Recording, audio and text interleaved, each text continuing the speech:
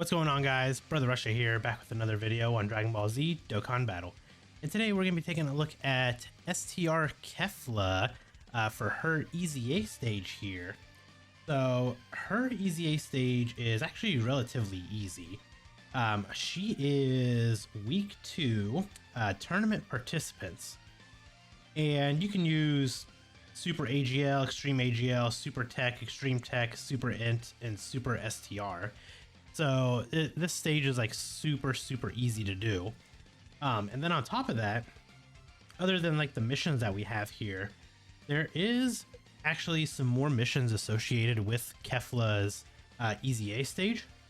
So if we actually go over here and go down to the Extreme Z Awakening support campaign, if you beat the stages all the way up to stage 30, you get these extra EZA medals for the sub EZAs. For you get it for the Int Vados, you get it for the Tech KEFLA, the STR Kale, and the Int Hit. So all of them got their sub EZAs over here on the global side, and it's actually pretty cool that Global did a little update here for us, so that way we could get these like sub EZA medals done a little bit faster. Because honestly, like, the grind to go back in and redo all the medals, it's just such a pain. Like, I mean, we did, I mean, we had like the sub EZAs for the other Universe 6 characters.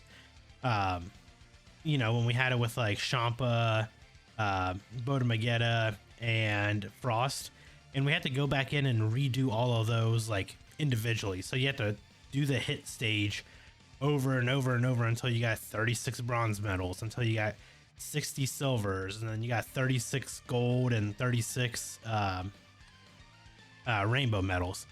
And it's just so time consuming and honestly like super annoying. So I'm glad that they kind of realized that and gave us like this update, and I really hope that they're going to start doing that for like all future sub EZAs. Because honestly, like I said, the biggest thing is like redoing the grind for all of those. It's just annoying and tedious, I guess. It's not hard to do, it's just more so tedious than having to like flip-flop back and forth, check and see like, hey, did I get, you know, how many medals am I at? Oh, I still need to do this 25 times, it feels like. So it's nice that they put everything into just one nice little mission there. All you gotta do is just beat KEFLA stage on stage 30, and then you get everything unlocked. But yeah, so she is so she's weak to tournament participants. So the category itself is pretty good. It's not a terrible category. If you have the Int, if you picked up the Int TOP androids, then this would make it like super easy. Because they are the like 200% leader skills essentially for most of these units. But the other thing is I mean, you can bring units like LR, you know, like LR Kale and KEFLA. You can bring LR AGL MUI Goku. You can bring the LR Super Saiyan Gohan, you know, that transforms into Super Saiyan 2. I mean, Kale, Pycon. I mean, there's so many options that you can bring. And that's just in ST, or that's just in AGL. And I mean, you can bring Tech, you can bring Int and STR. So there's a lot of options that you can bring. Obviously, I'm bringing more type advantage units, just because we want to get through all these stages and just be done with stage 30. I know there's a lot of people on my friends list that are, you know, grinders of EZAs, and they'll sit there and go, I don't know, 999 on every single stage. And I don't know how you guys do it, but kudos to you guys. There's no way that I can. I think EZAs are like, to me, personally, they're boring. Like, they're so boring to do. And I just can't sit there and fathom going all the way to stage 999 over and over and over for all these different, like all these different EZAs. So hats off to you guys, the ones that actually do that grind, because you're not going to see me do it. That's the best way to put it. if titles actually became a thing and, you know, well, I don't want to say it became a thing. Titles are already a thing. But if they somehow incorporated titles to actually mean something, then, you know, I'll grind the stage to 77 or whatever it is, just to get the title done. But other than that, I'm not going all the way to 999. There's, you know, I have more than enough Zenny. I got more than enough statues for Zenny. So to me personally, I see no reason for it other than, you know, the people that just want to grind it against each other and, you know, try to see who can get to that 999 first. But let's talk about KEFLA here. So she seems like she's gonna have a really good EZA. So in her base form, she greatly stacks attack, raises defense for 1 turn, causes immense damage to the enemy, and lowers defense. Also, I still apologize. I'm still getting over a cold, so if you guys kind of hear like a little, if it sounds like I'm stuffy or constantly clearing my nose, that's why. So again, I apologize for that. But in her base form, she gets E+1, defense plus 200%, attack 200%, plus an additional defense 100% when performing a super. Oh, Jesus. I feel like I blew my brains out right there. Jeez. Anyway, sorry. Plus an additional attack 150% and a high chance of evading enemy supers, including, high chance of evading enemies' attacks, including supers, with 3 or more key spheres. She launches an additional super with 6 or more key spheres, transforms when conditions are met. So she just transforms starting from 3rd turn from the start of battle. So turn 3 hits, she's transforming. Super easy, super nice transformation.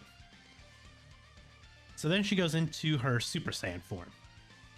So she's still greatly stacking attack, raises the defense for 1 turn, causes immense damage to the enemy, and greatly lowers defense. Now she gets Ki +2 and defense 250%. She gets attack 250% plus an additional 100% defense when performing a super.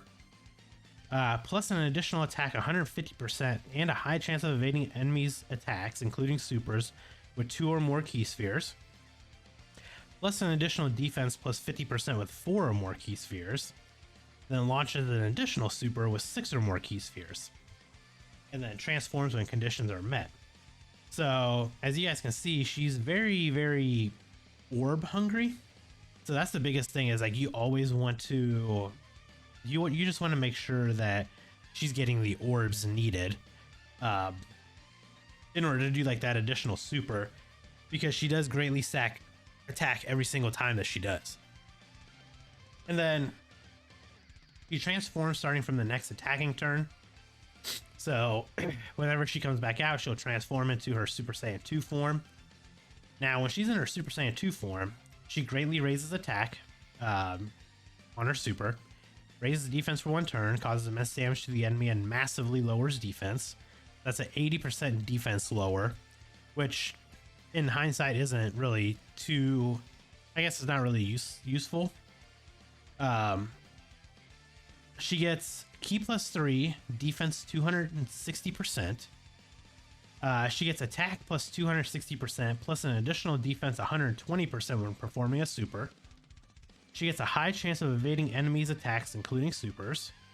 So that's just unconditional. She just has a high chance of evading enemy super attacks. You don't need to get 2 orbs in order to get that. She gets an additional attack 160% and defense 60% with 2 or more key spheres. She launches an additional super with 4 or more key spheres, and launches another additional super, and has a chance of performing a crit, and a chance of evading enemies' attacks, including super, plus 20% with 6 or more key spheres obtained. And then she does have an active skill. She changes all the physical ki to STR, and attacks are effective against all types for 1 turn. And it can be activated when there's a Pure Saiyan or Universal Survival Saga category enemy, and it's once only. So she, I think she's gonna hit really, really hard. I think you do want to go with more of an additional build on this unit, just because you do want her to constantly stack that attack over and over. She does raise the defense on her super, so you definitely want that as well. I don't think she's really going to need crit because she gets that in her passive, and she gets a high chance of dodging as well, so you don't really need to put dodge on her. So an additional build would probably be the best way for her. But there's stage 30 that we completed. If we go over here, we'll collect all the missions real quick. So we'll collect the 3 missions from the actual KEFLA EZA. And then we can go over here to the Extreme Z Awakening campaign. Collect these, and boom, we got all the medals for all the sub EZAs as well. So hopefully you guys enjoyed the video. It was a quick little video on the EZA. Again, it is pretty easy, so I don't think you guys will struggle too much with it. Let me know down in the comments below what kind of team you guys use and if you guys had any difficulty with it. So again, let me know. And if you guys did enjoy the video, consider hitting that like button. And if you are new here, consider subscribing as well. And I'll catch you guys in the next video. Bye, guys.